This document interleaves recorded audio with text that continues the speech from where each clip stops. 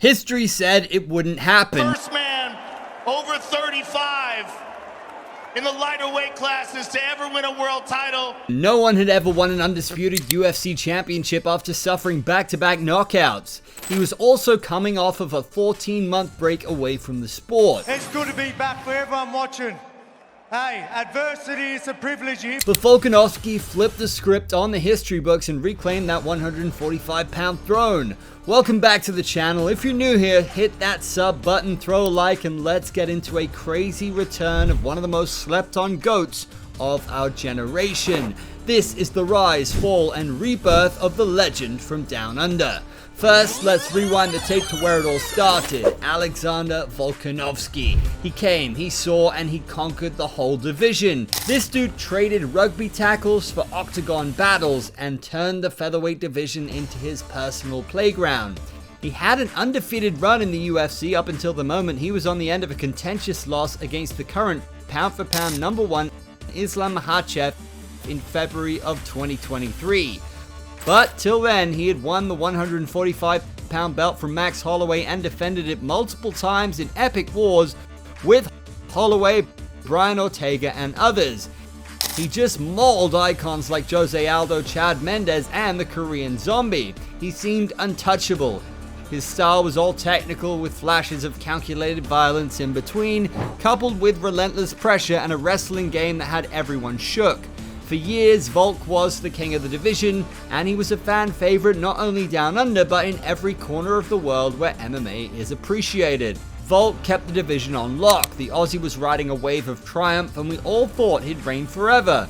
Little did we know that the cracks were appearing. In 2023, first it was a razor-thin decision at first, and then came the time when wheels started wobbling. Volk got ambitious and went for the lightweight title fight on short notice against Islam Makhachev and sadly got knocked out cold. Maybe it was a jump too much for him. Many believed this was the worst it would get, but no, worse was about to come. There is always a legend killer lurking in the shadows for a matchup that shocks the entire system.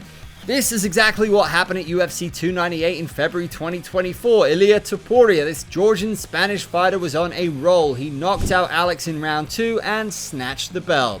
Those 3 losses in his last 4 fights were bitter pills that refused to dissolve. They linger like house guests who don't take the hint to head home. For a man once synonymous with winning, Alex Volkanovski has been getting all too familiar with losing.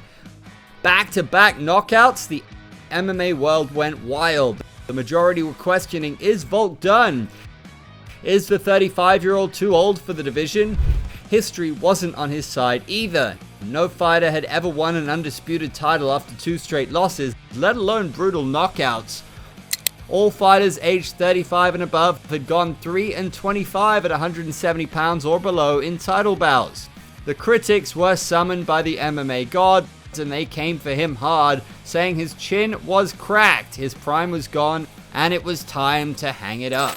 The featherweight division itself was in shock. The blessed train was up next for Ilia, who defiantly declared he would knock out the veteran fighter. Topuria went on to do just that to Holloway, then made his intentions clear to move up to the lightweight division, leaving the throne vacant. All of the new blood in the division were circling, ready to pounce on the title, while Volk was on a long break, the longest of his career. The narrative was shifting. It felt like the old guard was getting replaced with the new, hungry up-and-comers. Fans wondered if Old Man Volk was not just a meme now, but a reality.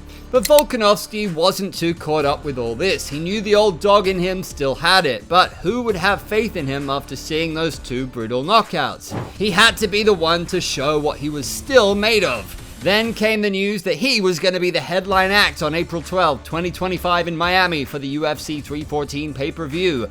Volkanovski was out to prove he's far from a spent force.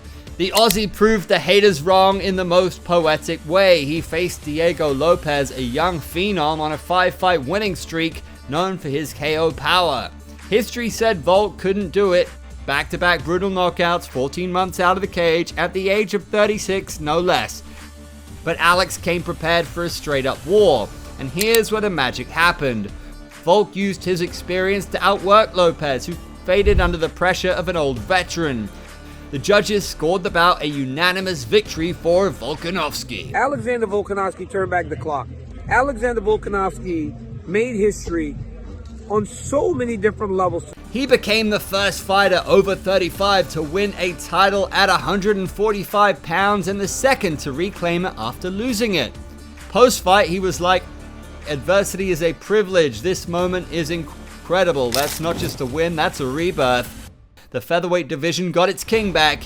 We might have seen a lot of other contenders make noise today, but for now, Volk's the boss. This win in Miami will be the biggest part of Volkanovski's fabled MMA career as the Australian defied history in his featherweight title bout. Knockouts like those can rattle even the toughest of the tough, but Volkanovski didn't flinch. This is a guy who spent his career fighting the baddest men on the planet.